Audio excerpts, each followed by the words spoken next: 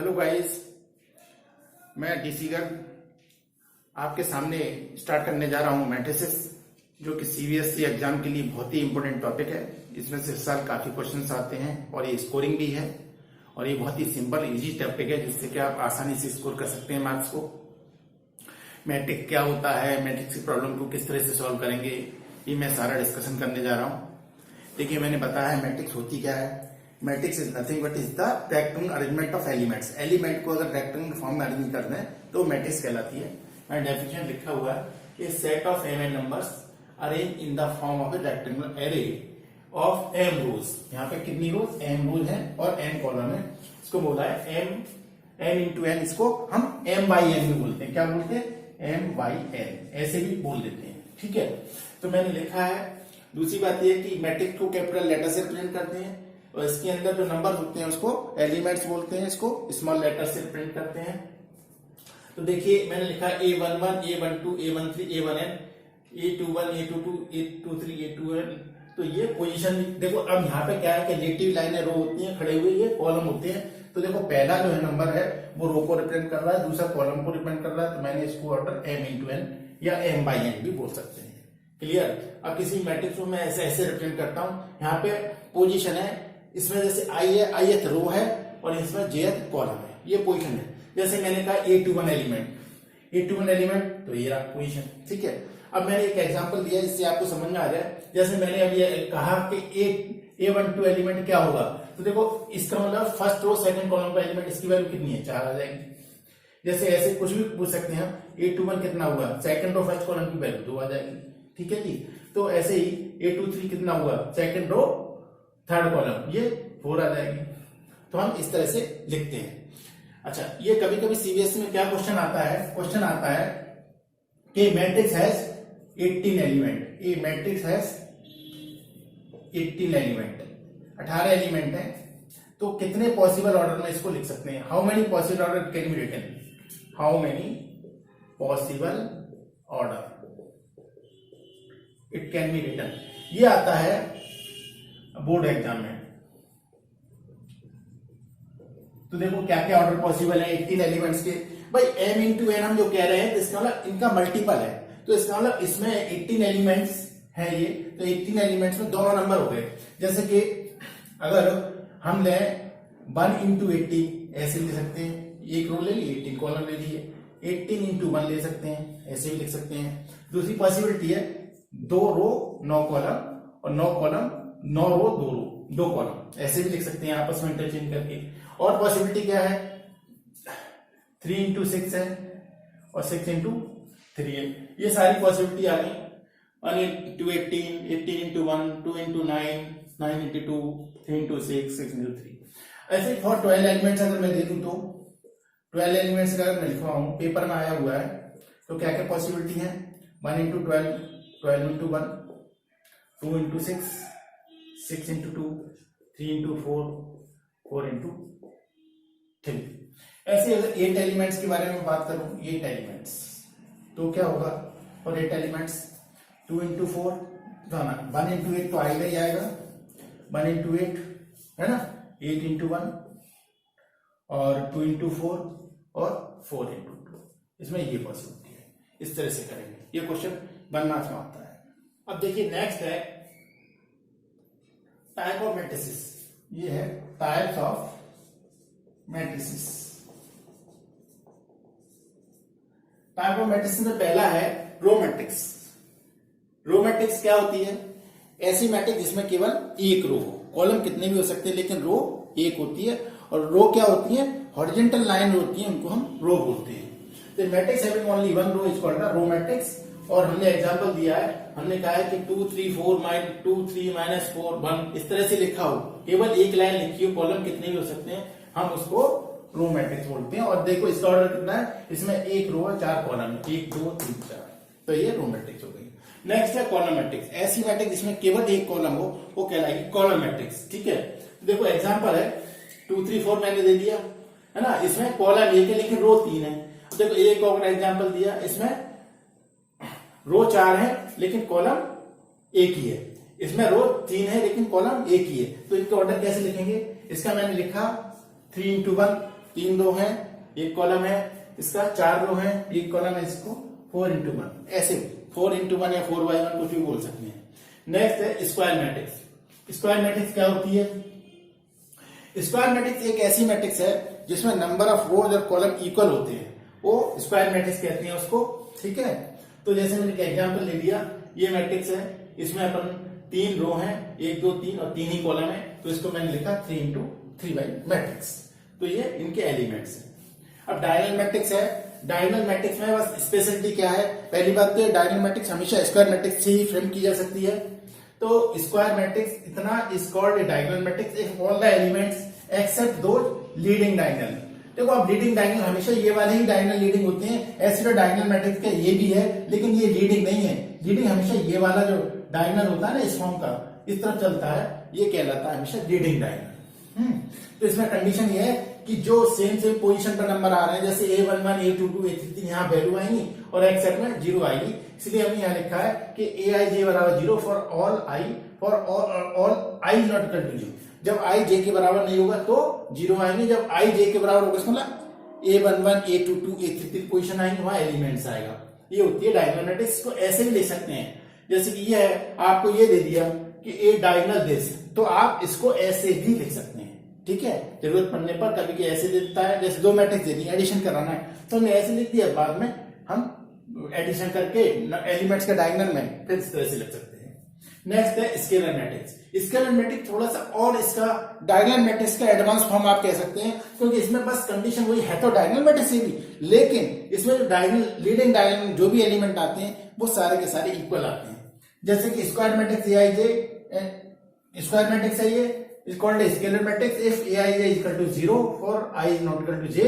ये कंडीशन हो गई आपकी उसकी डायगोनल वाली, और साथ में Aii बराबर c फॉर ऑल i। यहाँ c 0 नहीं हो सकता, यानी डायगोनल एलिमेंट 0 नहीं लेंगे। कम से कम 2 एलिमेंट दो 0 हो सकते, लेकिन एक हो ही नहीं सकता। उसका कारण है कि हम स्केलर की बात कर रहे हैं, डायगोनल में तो हो सकता था, स्केलर में नहीं हो सकता। स्केलर में हमेशा नॉन जीरो आएगा, इसलिए हमने लिखा है कि यहाँ पर 0 नहीं हो सकता डायगोनल एलिमेंट। ठीक, अब देखिए नेक्स्ट है आइडेंटिटी और यूनिट मैट्रिक्स। यूनिट मैट्रिक्स और आइडेंटिटी एक ही नाम है। ठीक है, ये हमेशा स्क्वायर मैट्रिक्स के फॉर्म में ही बनती है।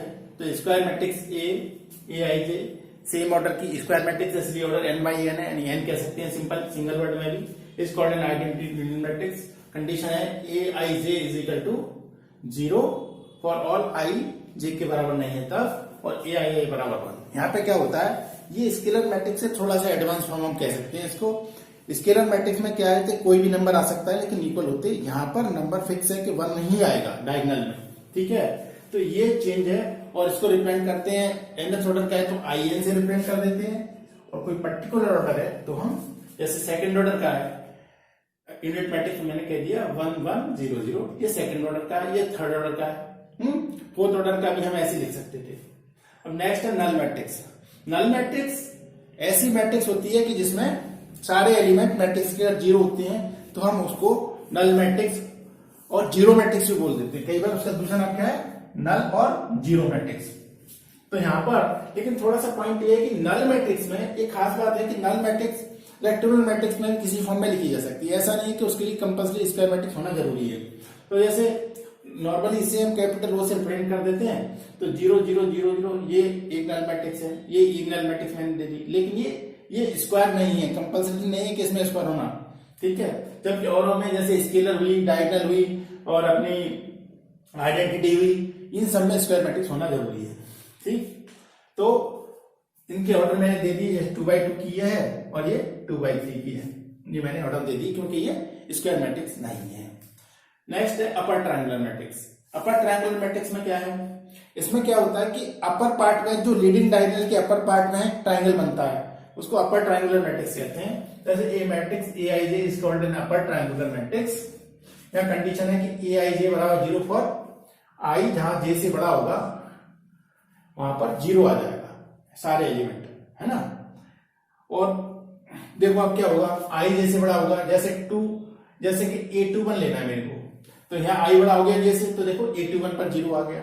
सपोज A31 लेना है तो देखो कंडीशन आ गई 0 आ गया। A32 लेना है तो जहां बड़ा होगा i j से वहां पर 0 आ जाएगा। तो इसको बोलते हैं अपर ट्रायंगुलर मैट्रिक्स। और सबसे देखने से भी लग रहा होगा आपको कि अगर मैं एक ट्रायंगल बना दूं तो देखो इसको एक ट्रायंगल बना दूं तो ये ट्रायंगल में एलिमेंट आ गए और ये इसको बोलते हैं डायगोनल, और डायगोनल से नीचे सारे एलिमेंट जीरो हैं। तो हमने लिखा भी है in upper triangular matrix all elements below main diagonals are zero. ठीक, और नेक्स्ट है लोअर ट्रायंगुलर मैट्रिक्स। जब इसका उल्टा है, यहाँ पे नीचे की तरफ डायगोनल के नीचे की तरफ ट्रायंगल बनेगा, अपर के एलिमेंट जीरो रहेंगे, square matrix A I J is called a lower triangular matrix. Condition वही है, बस थोड़ा सा अंतर है कि ये यहाँ पर आई जे से छोटा होना चाहिए, यानी आई जे से छोटा होना से मतलब ये है कि अपर साइड में जो एलिमेंट है वो जीरो आ जाएंगे, तो ट्रायंगल बनेगा यहाँ पर। जैसे ये बन गया ट्रायंगल, ये ट्रायंगल बन गया, इसके ऊपर वाले एलिमेंट्स सारे जीरो हैं, ये है लोअर ट्रायंगल। नेक्स्ट है इक्वलिटी ऑफ मैट्रिक्स। दो मैट्रिक्स को इक्वल कब कहेंगे, क्या कंडीशन होती है? तो दो मैट्रिक्स इक्वल कही जाएंगे कब? जब पहली बात तो यह है कि उनके नंबर ऑफ रोज, पहली मैट्रिक्स की नंबर ऑफ रोज दूसरी मैट्रिक्स की नंबर ऑफ रोज के बराबर हो जाएंगे। जैसे दो मैट्रिक्स है, इसका ऑर्डर ये दिया है और इसका ये दिया है, तो हम पहले केस में कहें कि भाई ये वाला नंबर इस वाले नंबर के बराबर हो जाए।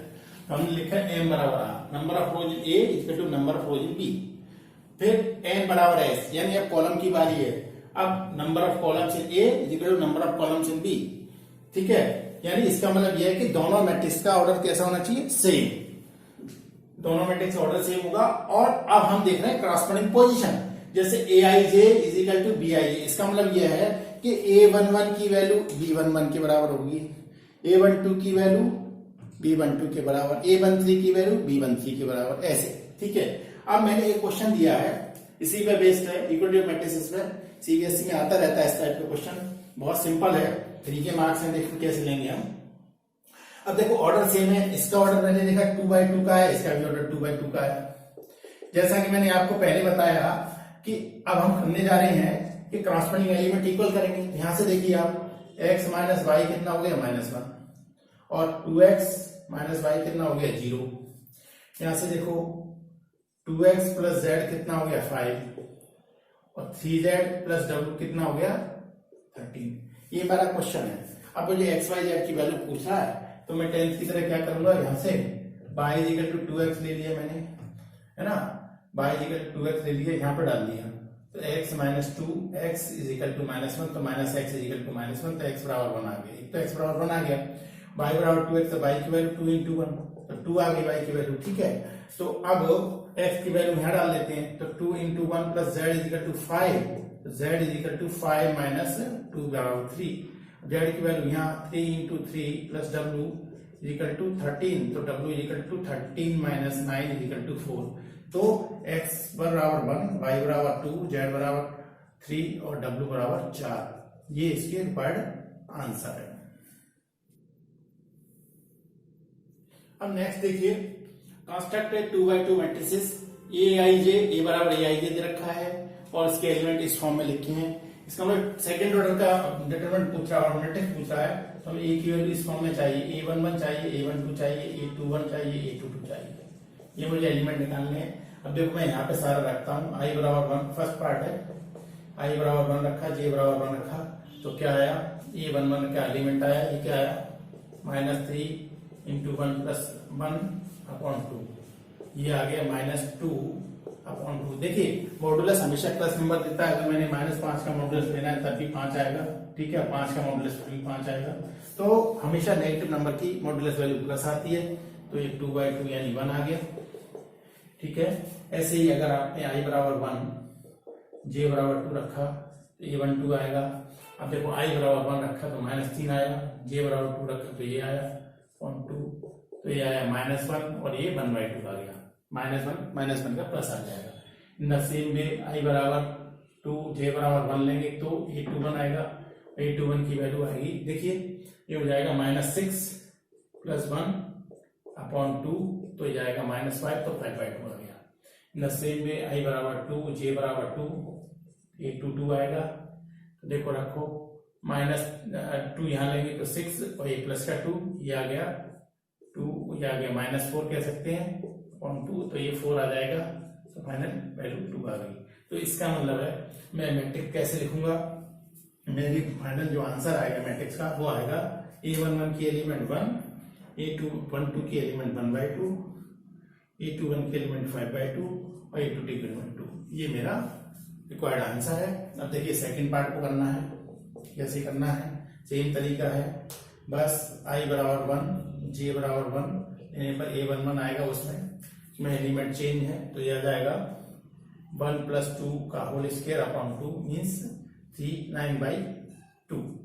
ऐसे ही I बराबर 1, J बराबर 2 लेंगे तो A12 आ जाएगा, I बराबर 1 तो 1 आ जाएगा, J बराबर 2 डालेंगे तो 4 का स्क्वायर अपॉन 2, ये आएगा 25/2।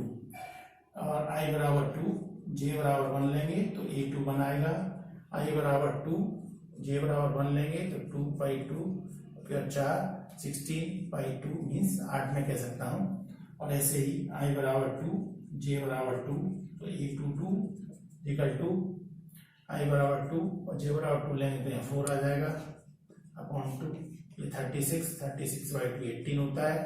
तो मैं इसको लिखूंगा कैसे मैट्रिक्स को, A11 9/2 और ये है 25/2 और ये है 8 और ये है 18। ये मेरे रिक्वायर्ड आंसर है। क्वेश्चन दिया हुआ है कंस्ट्रक्ट 2/3 मैट्रिक्स। मैंने 2/3 का पूछा है, नॉर्मली एग्जाम में 2/2 और 2/3 का ही क्वेश्चन पूछा जाता है, इसलिए मैं डिस्कस वही कर रहा हूँ। AI निकालना है आपको तो बात वहीं आ गई, I बराबर 1 डालिए, J बराबर 1 डालिए। ऐसा करने से A11 की वैल्यू 0 आ जाएगी, 1 - 1 0 हो जाएगा। और I बराबर 1, J बराबर 2 डालेंगे तो A12 आएगा, I बराबर 1, J बराबर 2, I बराबर 1, J बराबर 2 तो -1/3 आ गया। I बराबर 2, J बराबर 1 डालेंगे तो A21 आ जाएगा, I बराबर 2, J बराबर 1, 2 + 1 तो ये 1/3 आ गया। In the same way I2 3 I J बराबर 3 तक जा सकते हैं तो I बराबर 2 हमें I बराबर 1, J बराबर 3 और लेना था, एक बार यहाँ J बराबर 3 और ले लेते हैं। हमने I बराबर 1 और J बराबर 3 और लेना है क्योंकि हमें 1/3 तक जा रहे हैं। तो देखो ऐसा करने से क्या आएगा, ये 1/3 एलिमेंट आ जाएगा, 1 - 3/1 + 3 मीन्स -2/4 और मिला के हो गया -1/2। यहाँ से I बराबर 1, J बराबर 2 तो A22 आ जाएगा, ये इसकी वैल्यू आ जाएगी 2 - 2/2 + 2 तो ये 0 आ गया। In the same way I बराबर 2, J बराबर 3 A23 एलिमेंट आ जाएगा तो क्या आ गई इसकी वैल्यू 2 - 3/2 + 3 मीन्स -1/5 आ गई। अब अपने को मैट्रिक्स फॉर्म में लिख के दिखाना है तो मैट्रिक्स फॉर्म में ये वैल्यू आई A11 A12 A13 A21 A22 A23, इनके सारे के एलिमेंट्स वैल्यू निकालिए, हम डाल रहे हैं।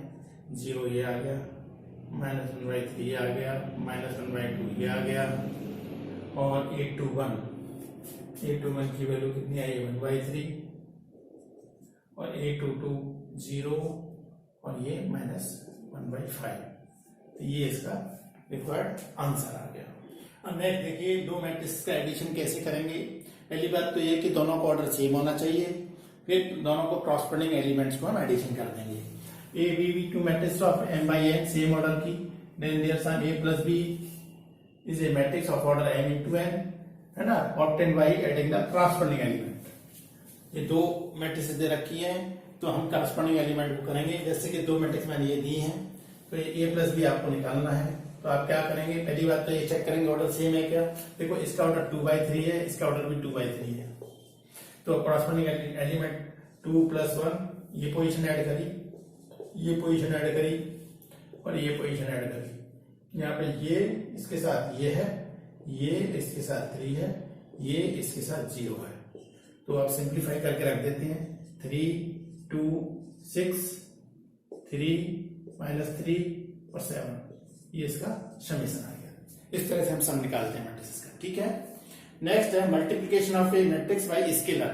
कोई कांस्टेंट नंबर से किसी मैट्रिक्स को मल्टीपल करना है, इसका मतलब है कि मैट्रिक्स की हर एलिमेंट को उस नंबर से मल्टीपल करना।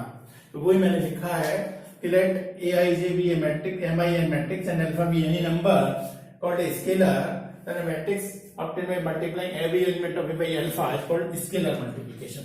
जैसे कि मैंने एक मैट्रिक्स ले ली, ये इसको हम लिखेंगे A by alpha, डिनोट करेंगे अल्फा से। तो जैसे मैंने A दे रखा है 4 मुझे निकालना है तो अब मैं क्या करने वाला हूँ, हर एलिमेंट को, गिवन मैट्रिक्स हर एलिमेंट को 4 से मल्टीप्लाई कर दूंगा। ये क्या रहता है, scalar multiplication of the matrix. ठीक है जी, ऐसे हमें करना पड़ेगा। ये देखिए, ये हो गया स्केलर मल्टीप्लीकेशन, ऐसे करना है। अब देखिए नेक्स्ट है सब्सट्रैक्शन ऑफ मैट्रिसेस। मैट्रिक्स से सब्सट्रैक्शन कैसे करते हैं, कुछ भी नहीं करना है, जैसे एडिशन करते हैं वैसे सब्सट्रैक्शन है, ऑर्डर सेम होना चाहिए। बस थोड़ा सा एक एडिशनल काम ये है कि इसमें जो जिस मैट्रिक्स को सेपरेट करते हैं उसमें हम स्केलर मल्टीप्लिकेशन कर देते हैं -1 से। ठीक है, तो हमारा एडिशन आ जाता है। ये मैंने लिखा भी है कि -b को अगर रिप्रेजेंट करना है तो मैं ऐसे कर देता हूँ, ये हो जाएगा a प्लस एडिशन ही है, लेकिन b वाली मैट्रिक्स को -1 से मल्टीप्लाई करके ऐड करना होगा। जैसे कि मैंने एक क्वेश्चन लिखा है, a दे रखा है, b दे रखा है, 3a - 2b निकालना है।